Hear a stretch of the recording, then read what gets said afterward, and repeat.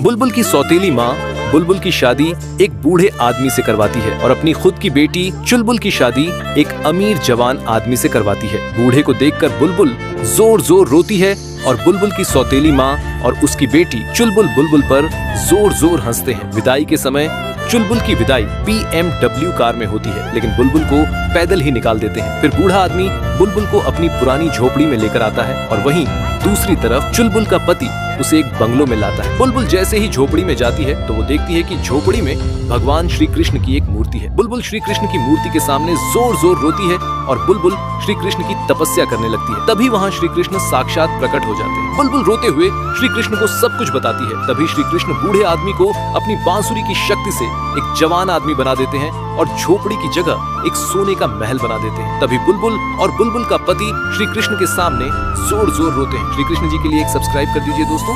बुलबुल की सौतेली माँ बुलबुल की शादी एक बूढ़े आदमी से करवाती है और अपनी खुद की बेटी चुलबुल की शादी एक अमीर जवान आदमी से करवाती है। बूढ़े को देखकर बुलबुल जोर जोर रोती है और बुलबुल की सौतेली माँ और उसकी बेटी चुलबुल बुलबुल पर जोर जोर हंसते हैं। विदाई के समय चुलबुल की विदाई BMW कार में होती है, लेकिन बुलबुल को पैदल ही निकाल देते हैं। फिर बूढ़ा आदमी बुलबुल को अपनी पुरानी झोपड़ी में लेकर आता है और वहीं दूसरी तरफ चुलबुल का पति उसे एक बंगलो में लाता है। बुलबुल जैसे ही झोपड़ी में जाती है तो वो देखती है कि झोपड़ी में भगवान श्री कृष्ण की एक मूर्ति है। बुलबुल श्री कृष्ण की मूर्ति के सामने जोर जोर रोती है और बुलबुल श्री कृष्ण की तपस्या करने लगती है। तभी वहाँ श्री कृष्ण साक्षात प्रकट हो जाते हैं। बुलबुल रोते हुए श्री कृष्ण को सब कुछ बताती है। तभी श्री कृष्ण बूढ़े आदमी को अपनी बांसुरी की शक्ति से एक जवान आदमी बना देते हैं और झोपड़ी की जगह एक सोने का महल बना देते हैं। तभी बुलबुल और बुलबुल का पति श्री कृष्ण के सामने जोर जोर रोते हैं। श्री कृष्ण जी के लिए एक सब्सक्राइब कर दीजिए दोस्तों।